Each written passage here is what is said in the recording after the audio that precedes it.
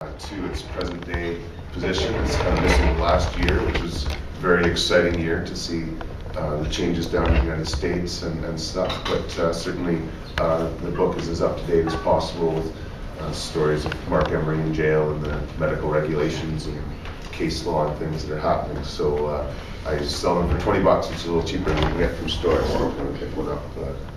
Today's the day. Other than that, we still have a number of really awesome speakers today, so I'm going to quickly jump into our next speaker, who's known as Hutch, but David Hutchinson is sort of new onto the scene in some ways, but has brought a lot of energy and a lot of passion to this with his work, and you're about to hear that very compelling story now. I'm very pleased to have David coming to share his story with us, and hopefully this will work out okay.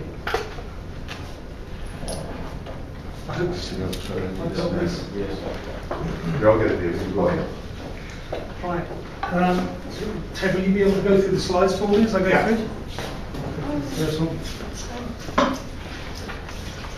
Okay. Where do you need me to stand, Gail? Anywhere in particular? Just wherever you want to be, and I'll work on it my from name's there. David Hutchinson. Thank you for allowing me to speak. I've put this up here. It's something that I feel quite strongly about. It's a quote from Leonardo da Vinci.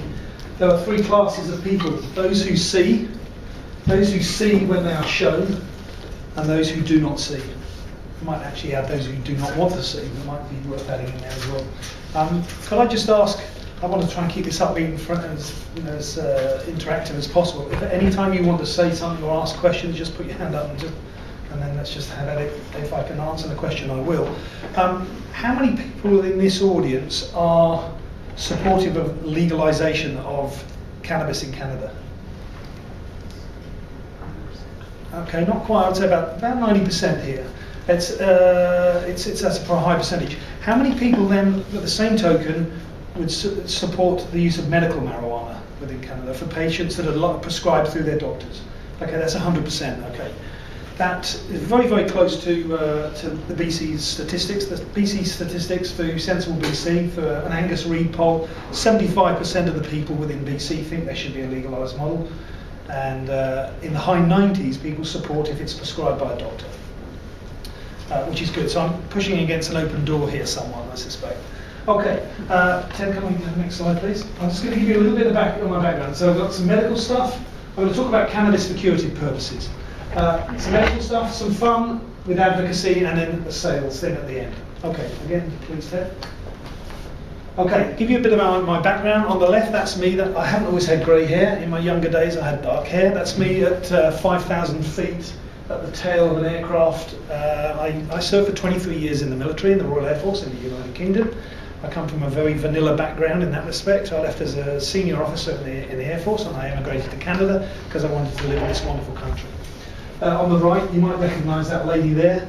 I met her on a couple of occasions. I've flown with her, and I interacted with senior politicians, members of the royal family and the like. That was my background up until 2002, when I left and moved to Canada. Next slide, please, Ted. I'm not just trying to show you holiday photographs, I want to contextualise it. What I'm trying to show you there is that this is me as a family guy. I came from a very vanilla background, as I said. I was not allowed any interaction with drugs, otherwise I was looking for a new job. That was the reality of my existence in uniform. Any interaction was what we call a court-martial, and then you're out of the Air Force and you go and find yourself another job, then with that stigma attached to your name. So this was not on my horizon at all. Anyway, 11 years ago now, I emigrated to Canada with my wife, there in the taller one stood, and my two daughters. Next slide, please, Ted. 2005, my wife in the middle was diagnosed with breast cancer. We were living in Alberta at the time, southern Alberta. She then had surgery. She had a mastectomy, had a breast removed. She had chemotherapy. I'm sorry to tell you that unfortunately she eventually succumbed to it in 2009. December 2009, she died at Peace Arch Hospital in White Rock. Next slide, please, Ted. 2 weeks before she died, to the very day, 2 weeks to the very day, 24th of November '09, my eldest daughter, who you saw in the previous slide, was diagnosed with a brain tumour. Initially thought to be benign through Children's Hospital. Excellent people at Children's said they thought it was initially, that it was benign. Unfortunately, it turned out it wasn't benign, it was cancerous. That was the tumour as it stood, the white mass at the bottom. That's what a tumour looks like. That was when it was at a smaller size, 2.5 centimetres across. That was just over 18 months ago. Next slide, please, Ted. That's the hockey mask that we call it. It's a radiation mask that my daughter was hooked up with. She had 2 months worth of brain radiation at Surrey Memorial Hospital, and that's her on the right, hooked up to an MRI. The camera takes a bit, just doing assessment of her. Welcome, guys. Hello. Nice to see you. Okay, next slide, please, Ed. Consider the front door and obey you. Yeah. If anybody can't see or wants any of the details, anything that's written up there, I thought we were going to be in a dark room and this was going to be in a bigger screen. Anyway, just under 2 years ago, 1st of April 2011, I remember that day quite clearly, being April Fool's Day, BC Children's Hospital and the BC Cancer Agency gave me a report that said that this disease is not cured with resection. It is a grade 4 glioblastoma multiforme, or GBM, for those of you here in the medical field. I hasten to add I have no medical training at all, but I'm a project manager and I'm a good researcher and I'm a natural networker. So I was told that there was nothing, although they'd resected it, they'd cut the tumour out, that it was not cured because the tumour they took out was so aggressive and so invasive she likely had 8 months left to live. The conference agreed that any further treatments are palliative in intent. That was purely, the only thing they could offer was a type of chemotherapy to buy her a little bit more time. That's quite a tough thing, I've got to tell you. I don't know how many of you are parents here, but to look at an 18-year-old girl and say, I'm sorry, I know your mother died, but we're on the same train again, and we're just buying you a little extra time. So all I could do is research, use my skills to research a network. Next slide, please, Ted. On the 31st of March, that's pretty close now, 31st of March 2011, I went on Wikipedia, Googled it, and Wikipedia, there's this big section about THC, and I thought, what's THC? I think I know that, but I couldn't remember. I didn't know what it was. I'm sure everybody in here knows it's delta-9 tetrahydrocannabinol. 15 lines, I think 7 or 8 references in there, comments like, many experts now believe cannabinoids may represent a new class of anti-cancer drugs that retard cancer growth, inhibit angiogenesis and metastatic spread of cancer cells, and have recommended that at least one cannabinoid, cannabidiol, now be utilised in cancer therapy. And I thought, wow, why do I have to find it on Wikipedia? First I've ever heard of it. Okay, so what I did was the first person I went to, I didn't know who to go. I was willing to look at anything. I would have stood on one leg and put crystals around the bed and travelled to Mexico and done whatever it was for my daughter. The first person I went to was a Dr. Mansour Farougi. He is a brain surgeon, a British guy, who spent a year working at Children's Hospital and has operated on my daughter. So I emailed him and I said, Mansour, am I smoking something here, but something within cannabis for a brain tumour? And he said, no. He said, there's a paper on that. Let me send you a paper on that. So he sent me the paper. Next slide, please. Oh, this was just yesterday. If you go on to Wikipedia when you go home, just Google glioma and look up THC. Because I've cut and pasted this, it now looks like it's 5 lines. That 15 lines I showed you before is now 2 lines. 2 lines. All that information is gone. If you want a conspiracy theory, this is probably a reasonable one. All that information is gone, and it now just says it may represent a new class of anti-cancer drugs that retard growth. Pilot studies have been completed. Recent evidence indicates CB2s are involved in immune deficiencies against protein attacks on cells. It's just 2 lines in there in a huge lot of information. All that other information has disappeared. I don't know why, but that's probably a topic for another talk. Okay, next slide, please. The very first paper shown there, from January 2011, this is 2 years ago, 2 years and 2 months ago. The lead author on it is Mansour Farougi, the gentleman who operated on my daughter. These are 2 girls, one from Salt Spring Island, one from Vancouver Island, teenage girls who had spontaneous regression of brain tumours. They weren't benign. They weren't. What's the word I'm looking for? They were benign. They were benign, but they were growing, and there was nothing more they could do for them. They couldn't do surgery. There was nothing else. They sent these 2 girls home and said, "There's nothing we can do for you. Enjoy your life, but they're growing, and we can't stop it. We can't do anything else to help you." Independently, these girls didn't know each other. Both of them had regression of tumour cells. They're both happy and healthy girls. And separately, and I've been interviewed both the 2 lead doctors in this. They said it was bizarre how it came out in conversation. The first girl went through, this was 3 months later for her MRI, and they called her in, sat there with her mother and said, "This is fantastic, your tumour's got smaller, we didn't expect this, this is really, really good. You know, have you been to Mexico and travelled for some treatment, have you done anything?" No, nothing like that. The girl turned to her mother and said, "Shall we tell him, Mum?" And he said, "Shall you tell me what?" She said, "Well, the weekend after I was here, I went to a party and my friends were there, and they said, 'Do you want to try some of this?' And she said, I said, 'You know, I've got a,' they said, 'What have you got to lose?' And she said, I figured, what the hell?" She said, "I've been smoking it for 3 months now, 3 or 4 times a week with my friends. I enjoy it, I'm having fun with it, I'm not getting light flashing seizures in my head anymore, which is a good thing." And she said, "I think it's helping." She said that to Dr. Paul Steinbach at Children's, and he said, "I don't think that's got anything to do with it, but if you're getting benefit from it, what the heck." A month later, they met the second girl. The second girl came in, they went through the same thing again, her tumour shrunk, which is not what they expected at all. They had no conventional treatment had taken place. And they said, "Have you had any other treatments, been anywhere?" "No, nothing at all." And as the final end of the interview, he said, "I would like to ask you a question.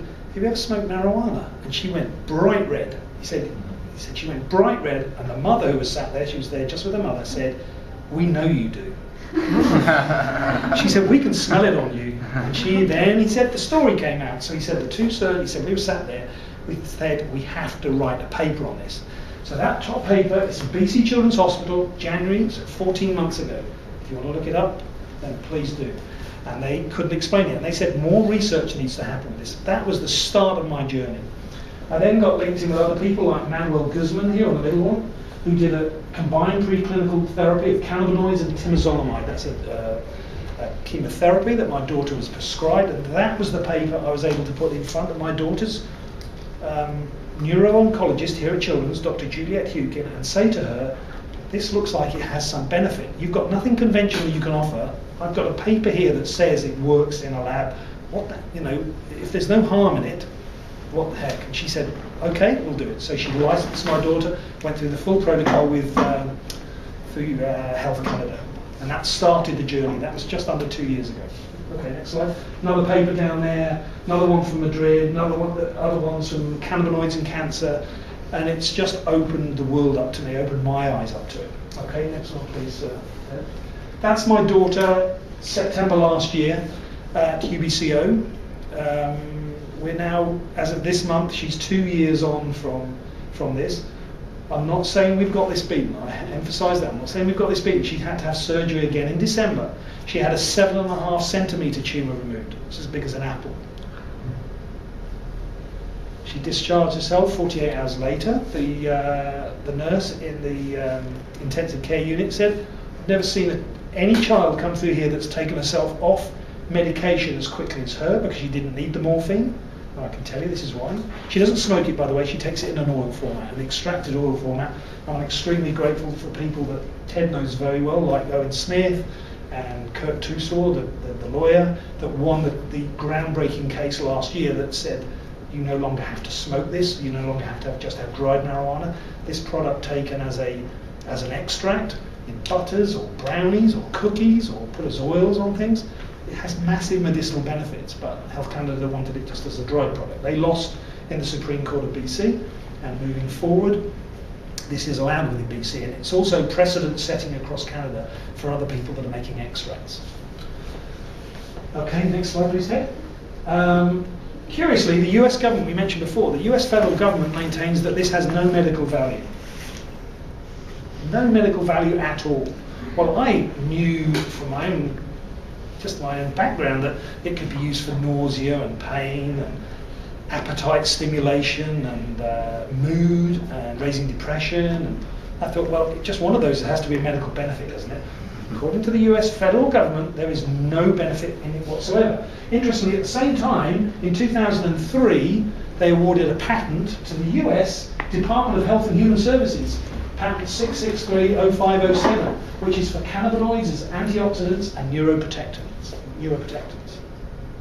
Now, what we've got in the States, for those if any of you don't know, I'm sure this audience, you're very well educated on this, would know this. You have a federal government that says there's no medical benefit in it, and we now have 18 states, over a third of the states in the USA have got medical marijuana programs, and 2 of them, Washington and Colorado, have now legalized it. So the tide is swinging. People are pushing this, not the politicians, because they're very, very scared to talk about it, but the people are pushing this from a medical perspective. Next slide, please, Ted. This is earlier this month, 7th of March. Another patent has been awarded to Otsuka Pharmaceutical in Japan and GW Pharmaceutical in the UK. Now, GW Pharmaceutical, if any of you don't know, manufacture a product called Sativex, which is it's a natural plant. It is on label. It is prescribable in Canada for cancer, pain, and multiple sclerosis. It's already out there. But I have a friend who has MS. And she had to ask her doctor, and the doctor said, I don't know anything about this. An MS specialist knew nothing about it. She's now on it. It's very, very expensive. It is made from the natural product. It's synthesized so they balance out the THC and CBD levels, and whether it's the best thing out there, I'm not sure, but it is prescribable. And they have now, earlier this month, been given this patent for it. It's called a BDS, and you will remember that term. You're going to hear that again. A botanical drug substance, a BDS. Cannabinoid usage for treatment and prevention of cancer. And they list the cancers they're going after. Pancreatic, breast, brain. There's a list of cancers on there. So they're working on this very, very seriously. So you've got this federal government is trapped in one place with the DEA, and then you've got states and patents offices going in different directions. Okay, next slide. Okay, we talked earlier about vested interest. Why would the Forestry Commission the forestry industry want to allow this stuff to be grown? And then we're not talking about cannabis as a cancer cure here, we're talking about growing it for paper. What about the drug industry? The US drug industry, the Americans spent $307 billion in 2010. Just think about that figure. It's a huge figure. And the top 10 are there. Lipitor's, Nexium, Plavix, Advair Discus, I won't go through all the names, but worth $307 billion. You better believe that the pharmaceutical industry do not want a natural plant material that could in any way impact the bottom line here. They're not interested in it, and there will be a lot of lobbying. The pharmaceutical industry in the USA are spending $6 million per day in Washington, D.C. on lobbying. $6 million a day. That's a lot of money. That buys a lot of dinners out, golf, rounds of golf, whatever else they do with this money. But it's buying a lot of influence in Washington D.C. If somebody like Ted, who knows a lot more about this, or if we had a doctor here who could stand here who understands the medical benefits, I can probably pull out half a dozen of those that I know right away that cannabis could positively impact. And if you can take people off drugs, the bottom line's going to go down there. This is something that people can grow in their backyard here in BC. As Mallory said, you can grow this crop, the hemp crop, you can grow anywhere south of the Northwest Territories. But do these people really want people fixing themselves? I would argue they don't. Next slide, please, Ted. And as I say there, be skeptical. Do your own research for cannabinoids and chronic conditions. If you've got an uncle or an aunt or a wife or a child or a grandparent or a friend, and you think, I wonder if there's any benefit in this. Do your own research, put cannabinoids into Google, go onto Google, put cannabinoids in, and then pick your medical condition. It could be arthritis, it could be glaucoma, it could be sleep apnea, it could be MRSA, it could be hepatitis C. And then, when you get all these answers, look at the legitimate stuff. And by that, I don't want to be rude, but don't look at the Cannabis Digest, because Ted's got you could say it's got a vested interest in this. Look at the independent scientific research, such as through PubMed in the United States, the national medical stuff in the States, or the Lancet in the UK. These are peer-reviewed phase 3 trials. There are over 20,000 of them out there for different medical conditions. So when people say, oh, it hasn't been researched, we don't know, it could be dangerous. I'm sure this audience knows, but You know, we're talking about, in the USA, 400,000 deaths a year. 400,000 deaths a year from tobacco. It's phenomenal. 100,000 a year from alcohol. Does anybody here, I'm sure I'm an educated audience, anybody here not know how many deaths attributable to cannabis overdose last year? Does anybody not know? 0, not one. You can't find one. You can't overdose on it. If I take enough of it, if I did, and I'd put me asleep for a week or a few weeks. But there are no receptors within the brain, the part that handles respiratory function. So you can't overdose on it. If we all sat here and drank 2 bottles of scotch each, you know, the majority of us would die. But you could not smoke enough to kill yourself because you can't shut down that part of the brain. Yeah. You know, somebody 2 years ago confirmed died from fluoride in toothpaste. There's about 30 or 40 people who are admitted to emergency rooms for the fluoride in toothpaste. Yeah. Every year in the States. It's a scary thing. I think it's 4 deaths a year in the USA from peanuts. Peanuts. 4 a year. But we're not banning those at the moment.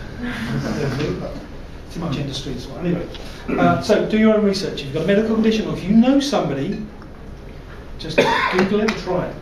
Okay, next slide, please.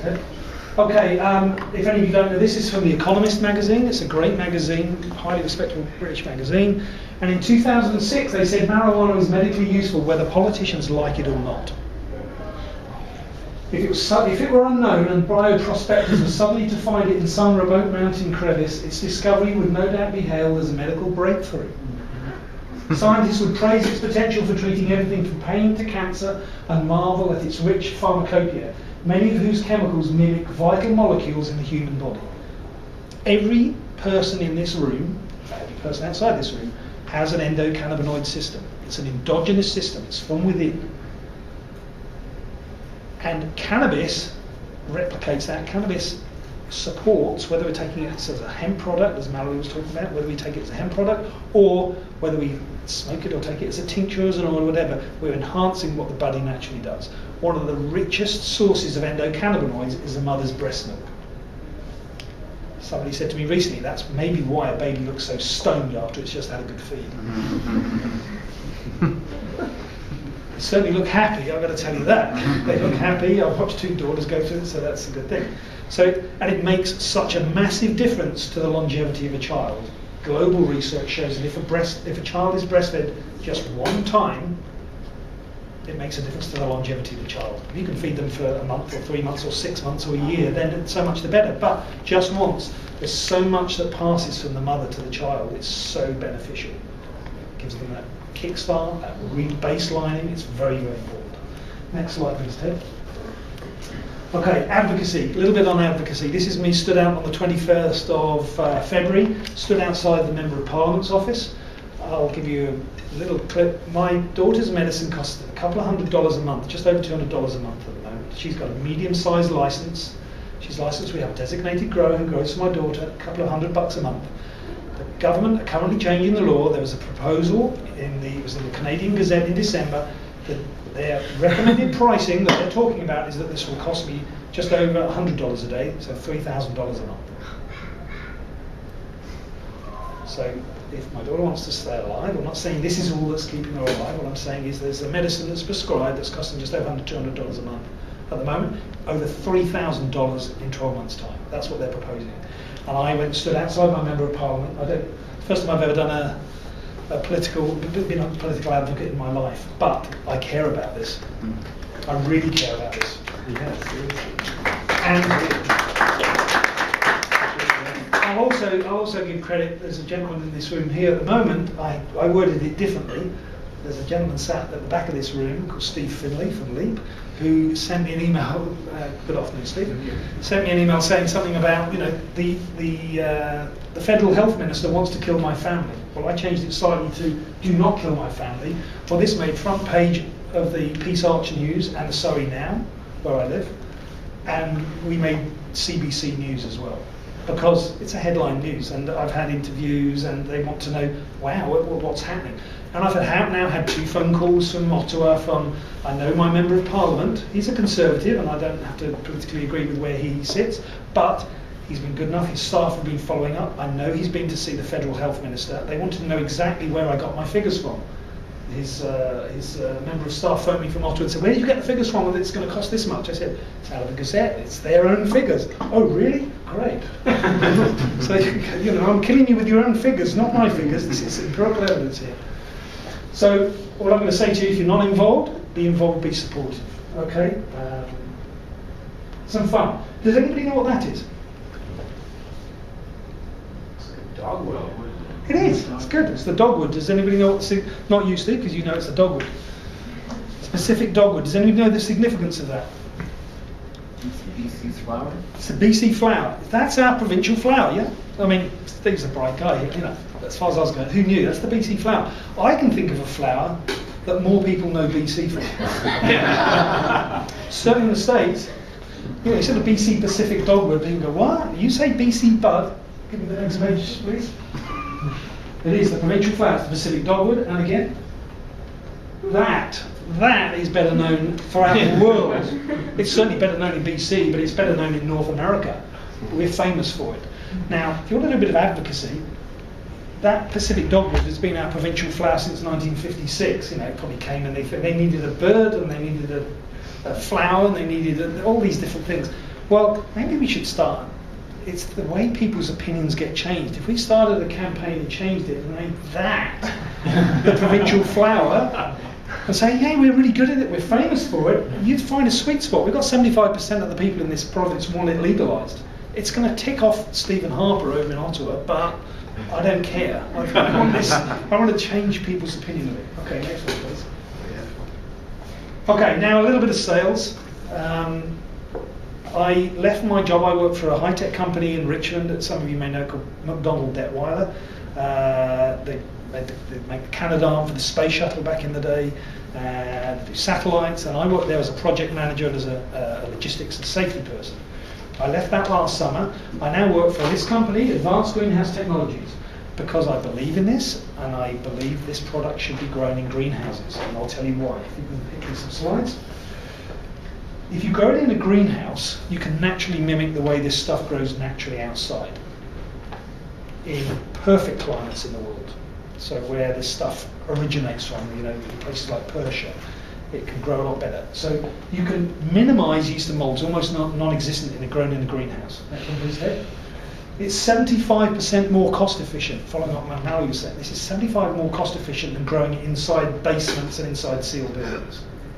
And I have to tell you, the only reason it's grown inside buildings is because of the illicit nature. There is not another commercial crop in the world that is grown inside basements and inside sealed buildings.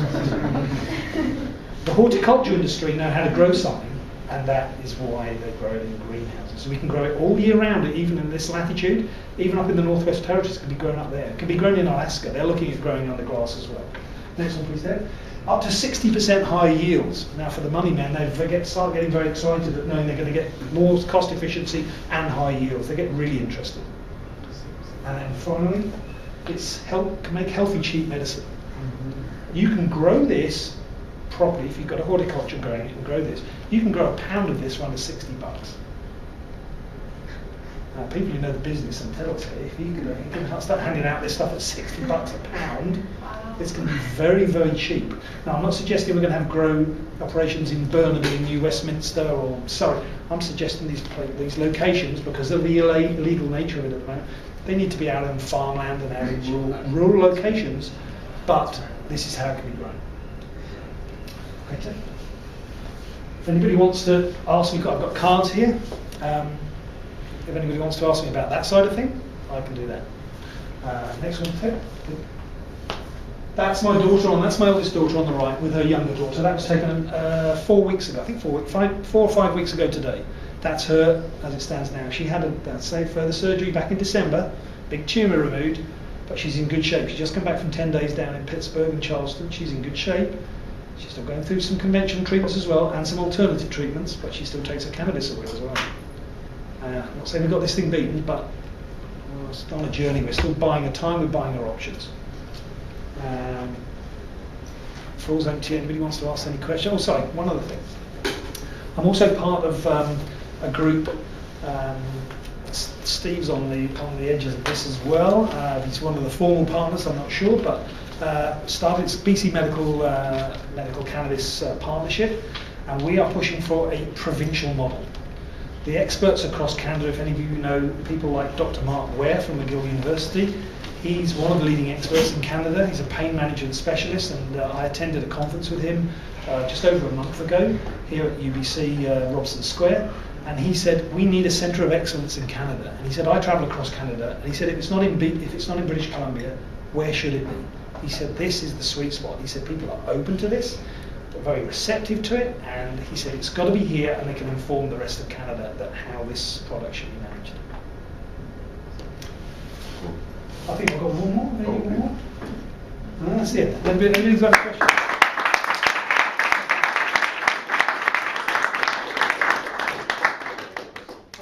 Yes. David, to me, one of the most interesting things is how you have produced your own medicine and the techniques you've used to create really excellent medicine. Can you tell people a little bit about that? Yes.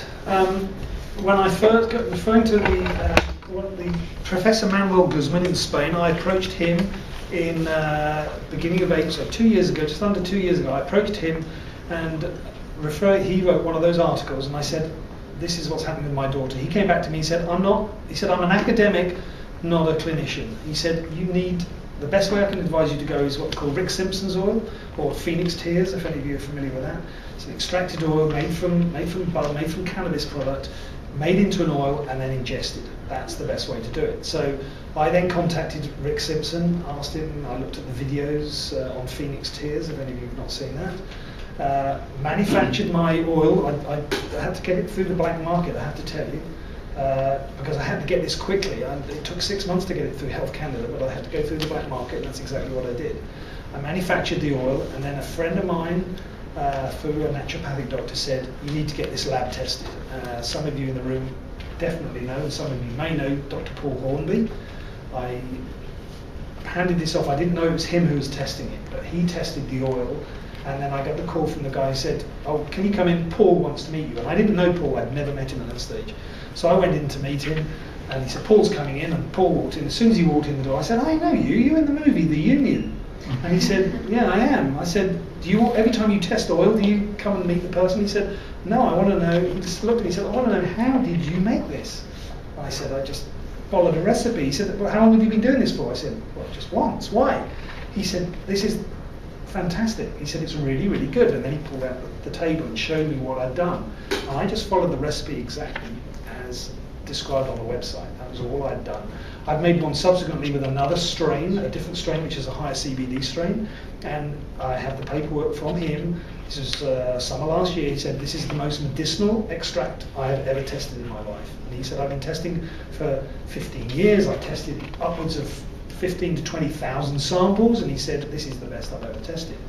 Now, I don't do anything special, I don't think, and I'll show anybody, I'll just say, look at the video, look at the website, you can see how to do it, but follow it exactly, and it's like any other, I guess, any other recipe in any other movie or any other cooking show. If you follow what they do, then you hope it's going to turn out right. If you start changing things and not listening to the timings or how to do it, then you're probably going to get a different product. But if you follow it exactly, I would suggest you're going to get a very, very good medicinal product.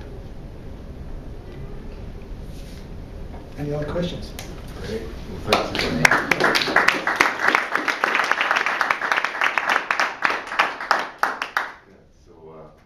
Thanks, and I really appreciate how Hutch took on the rallies we held across Canada on February 21st.